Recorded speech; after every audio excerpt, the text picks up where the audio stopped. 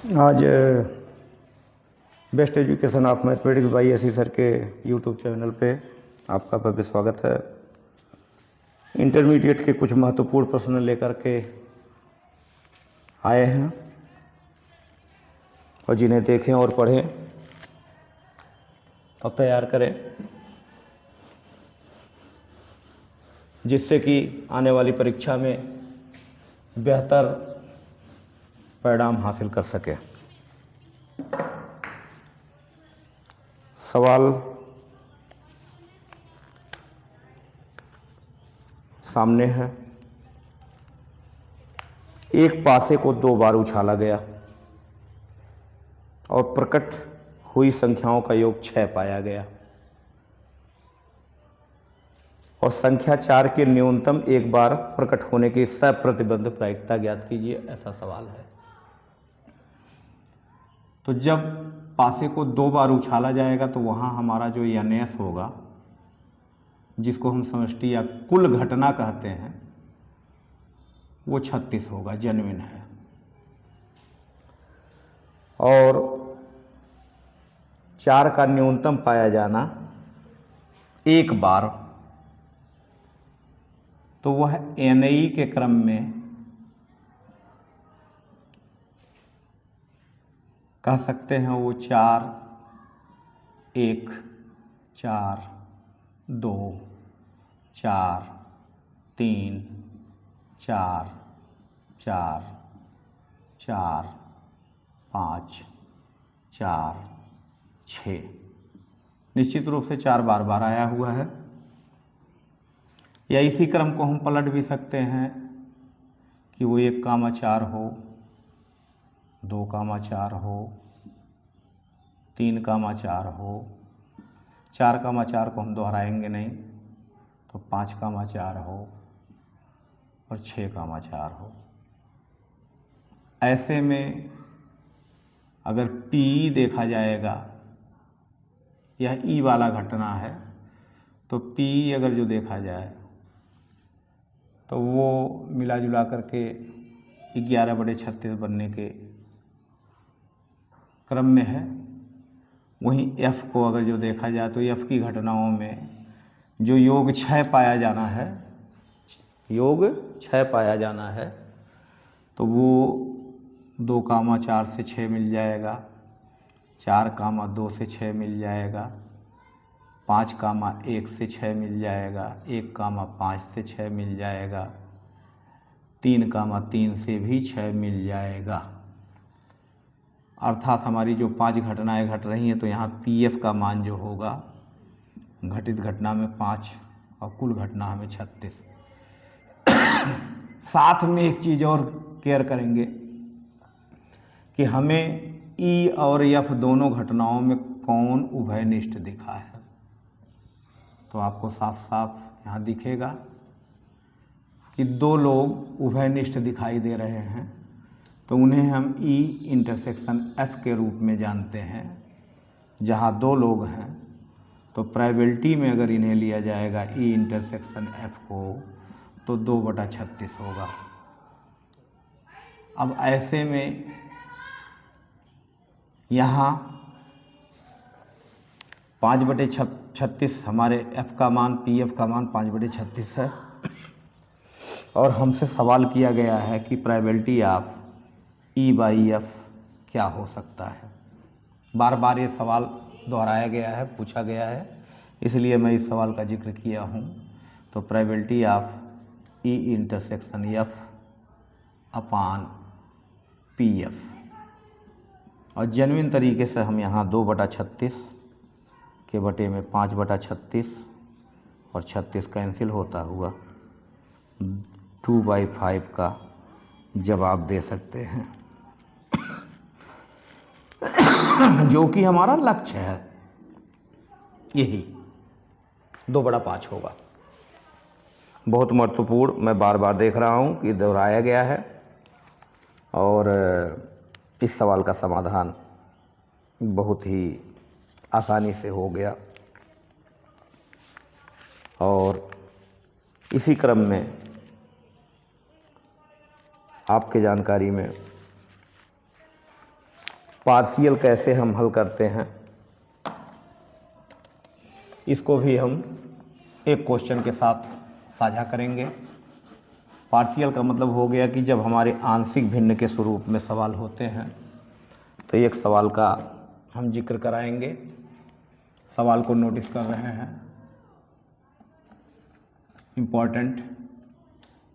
दीर्घोत्तरी में x square plus x plus 1 upon x plus 2 and x square plus 1, ऐसा integration दिया हुआ है। तो ऐसे सवाल को हम पार्शियल में जब तोड़ेंगे तो a अपान एक्स प्लस 2 होना चाहिए और प्लस बी एक्स प्लस सी। ध्यान दीजिए, बी एक्स प्लस सी में टूटेगा स्क्वायर होने के नाते, ऐसा पार्शियल में। यहाँ x plus 2 x square plus 1 LCM ले लेंगे, कटेगा तो ए एक्स स्क्वायर बचेगा और साथ में ए बचेगा, और प्लस में अगर देखते हैं तो ये कट जाएगा, तो इनका गुणा इनमें आना है तो बी एक्स स्क्वायर दिखेंगे और 2bx दिखेगा, साथ में सी एक्स दिखेगा और 2c के साथ में कंप्लीट होगा। फिर यहाँ a plus B out of X square करा सकते हैं, साथ में 2b plus C out of X करा सकते हैं, और जेन्युइन है कांस्टेंट वैल्यू a के साथ में 2c को व्यक्त कर सकते हैं upon x plus 2 and x square plus 1, ऐसा। अब अगर जो हम तुलना करते हैं तो एक्स स्क्वायर का जो कॉम्बिनेशन यहाँ पर ऊपर अंश में देखेंगे आप नॉमिनेटर में, तो वहाँ 1 है, तो a plus B is 1 equation first, 2b plus C is equal to 1 second, and a plus 2c is equal to 1। संयोग है कि तीनों 1 हैं, क्वेश्चन के अकॉर्डिंग बिल्कुल तीनों 1 है। तो ऐसे स्थिति में इन समीकरणों को सॉल्व करना हमारा कर्तव्य बन जाता है। तो आइए इसमें हम 2 का गुणा अगर करा देते हैं, b और c 2 का गुणा करा देते हैं, तो 2 का गुणा कराने पर हमको 4b मिलेगा, 2c मिलेगा और 2 मिलेगा। जो 4 नंबर के नाम पे हो सकता है इसको हम घटवा सकते हैं, घटाने पर बात कर लें तो निगेटिव एंड निगेटिव कैंसिल हो जाएगा, निगेटिव 3 नो, ये -4b, ये -4b is equal to minus में 1 दिखेगा, जिसे हम 5 नंबर का नाम दे सकते हैं। अब समीकरण 1 में अगर हम 4 का गुणा करा दें, विलोपन विधि का अनुपालन कर रहे हैं, तो 4 का गुणा कराने पर 4a plus 4b is equal to 4 हो सकता है। ऐसे हम जोड़ने का क्रम में ले लें तो जोड़ने पर हमें दिखाई देगा 4b cancel, 5a is equal to 3, तो a की वैल्यू हमें 3/5 मिल जाना है। तो इसी क्रम में अगर जो हम a का मान भरा दें a plus B is equal to 1 में, तो 3/5 plus b is equal to 1, b is 1 minus 3/5, actually b is 2/5, and b value 2 number में भरा लें तो 2 into 2/5 plus c is equal to 1 and 4/5 plus c is equal to 1, so c is 1 minus 4/5 and finally c is 1/5। तो हमने a का मान प्राप्त किया, b का मान प्राप्त किया और a का मान प्राप्त किया। और जिस क्रम में हमारा वो फंक्शन रखा हुआ है उसी क्रम में हम रख लेंगे, ध्यान दीजिएगा। तो हम 3/5 integration dx upon x plus 2 करा लें और प्लस b की वैल्यू क्या है 2/5, तो 2/5x करा दें, 2/5x करा दें और प्लस 1/5 अपान में 1 + x² कर सकते हैं या x² + 1 कर सकते हैं, इंटीग्रेशन ले सकते हैं। तो ऐसे में 3/5 integration dx upon x plus 2 and here are 2/5 में 1/5 out, 1/5 out of integration 2x N plus 1 upon 2x + 1 upon x² + 1। Okay, and 3/5 integration dx upon x plus 2 plus 1/5 अलगाव करा दें हर को, तो 2x upon x² + 1 and plus 1/5 integration 1 upon 1 + x²। अब अगर जो हम यहाँ x प्लस 2 को t लेते हैं तो dx बराबर dt हमको नज़र आएगा निश्चित रूप से। तो ऐसे में x plus 2 = t, then dx = dt,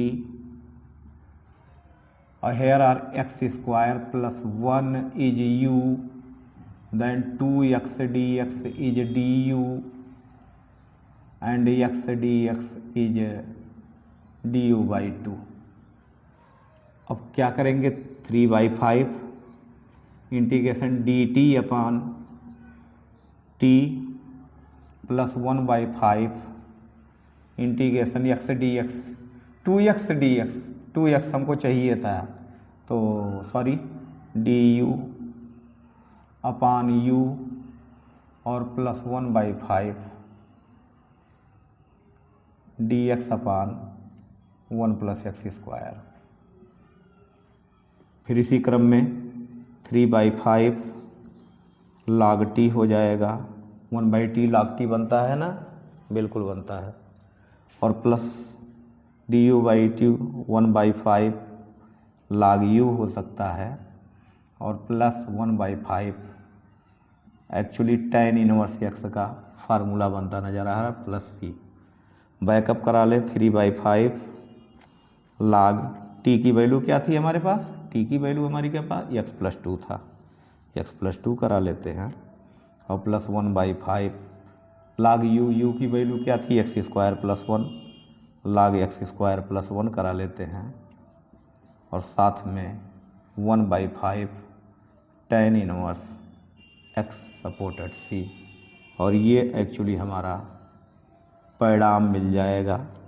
और बड़ी सरलतापूर्वक मैंने समझाने का प्रयास किया है कि अगर हम पार्शियल में कोई क्वेश्चन देखते हैं तो किस प्रकार से उसका हम समाधान करते हैं।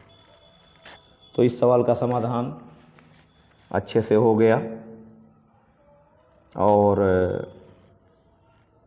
आसानी से हम इस सवाल को कर सके, देख सके, और हमें आंसर भी प्राप्त है बिल्कुल इसी क्रम में, इसी ढंग में।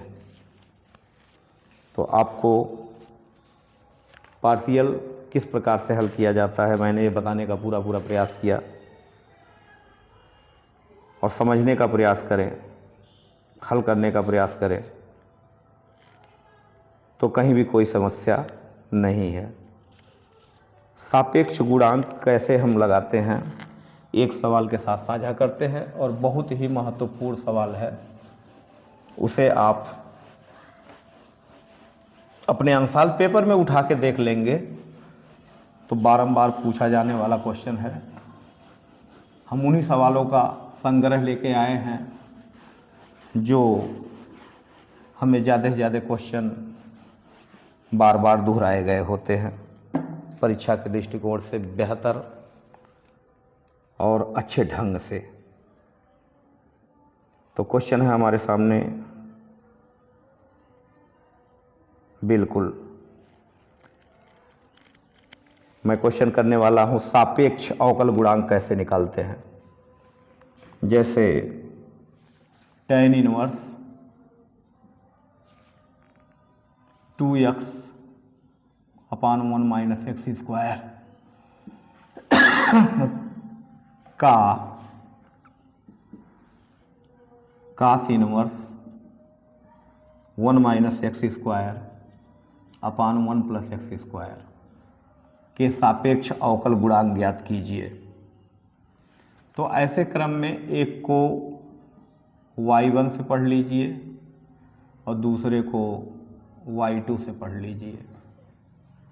तो y1 is equal to tan inverse 2x upon 1 minus x square करा लें, जहाँ x is equal to tan theta भी कह सकते हैं, और imply that theta is tan inverse x होगा।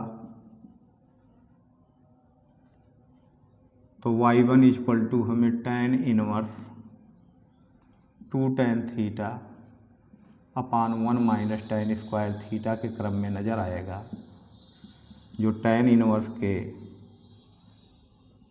tan 2 थीटा के रोल में होगा, और हमें y1 एक्चुअली 2 थीटा मिलेगा, और y1 equal to 2 tan inverse x की बात आएगी, और dy1 अपान dx तो 2 अपान 1 प्लस एक्स स्क्वायर प्राप्त होगा। इसे समीकरण 1 के रोल में व्यक्त कर देंगे। फिर आगे y2 इक्वल टू कास के इनवर्स में यहाँ भी हम x बराबर tan थीटा ही स्वीकार कर सकते हैं, और वही थीटा हमारा tan इनवर्स x बनेगा। तो y2 equal to 1 plus minus x square, 1 minus x square का कहने का क्रम हो गया कि tan स्क्वायर थीटा और अपान 1 प्लस tan स्क्वायर थीटा, जो कि कास 2 थीटा का फार्मूला बनता है। तो कास के इनवर्स में हम कास 2 थीटा पाएंगे, और कास से न्यूट्रल होकर 2 थीटा बन के y2 बनेगा, और थीटा हमारा फिर एक बार पुनः घूम के tan इनवर्स x की स्थिति बनाएगा, और हमें dy2 upon dx 2 upon 1 plus x square डालेगा। समीकरण 1 और समीकरण 2 से भाग दे दिया जाए तो dy1 upon dx and dy2 upon dx is equal to 2 upon 1 plus x square and 2 upon 1 plus x square, and 1 plus x square cancel, 2 cancel, dx cancel, and dy1 upon dy2 सापेक्ष अवकल गुणांक का जो है ये report होता है।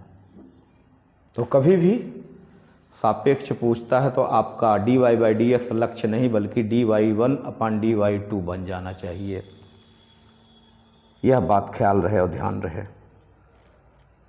तो बड़ी आसानी से हम अपने सवालों का समाधान कर लिए, और महत्वपूर्ण क्वेश्चनों में से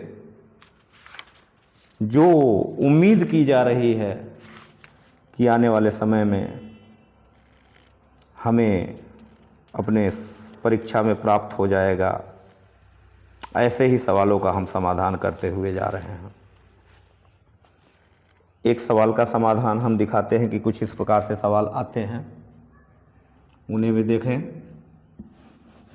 और बहुत ही महत्वपूर्ण है।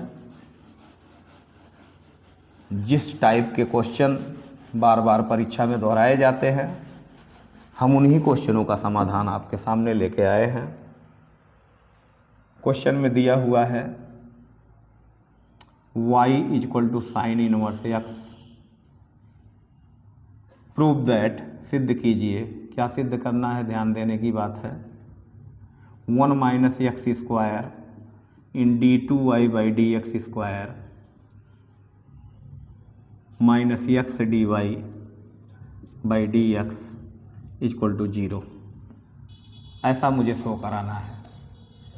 तो आइए dy बाई डी एक्स की वैल्यू निकाल लें। तो dy बाई डी एक्स की वैल्यू जेन्युइन बात है 1 माइनस एक्स स्क्वायर आएगा 1/, इक्वेशन नंबर फर्स्ट के रूप में डाल दीजिए। And d2y by d x square, पुनः हर गुणे अंश का अनुपालन कराना पड़ेगा। तो हर 1 minus x square into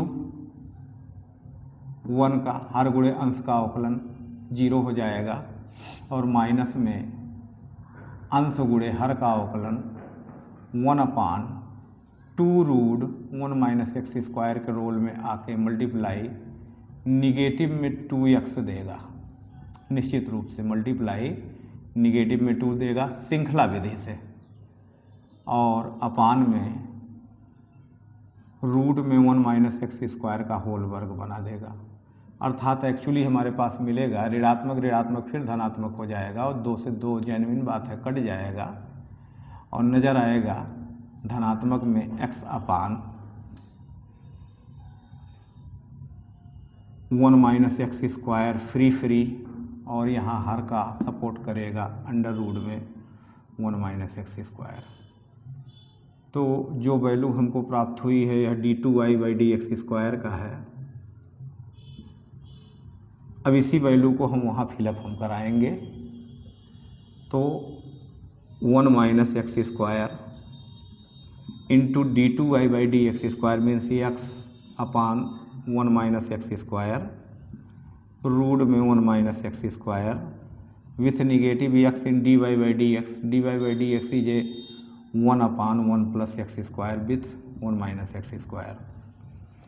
1 minus x square से 1 माइनस एक्स स्क्वायर कैंसिल हो जाएगा, और x upon 1 minus x square with negative x upon 1 minus x square, जो कि आपको शून्य होता दिखाई दे रहा है जो राइट साइड।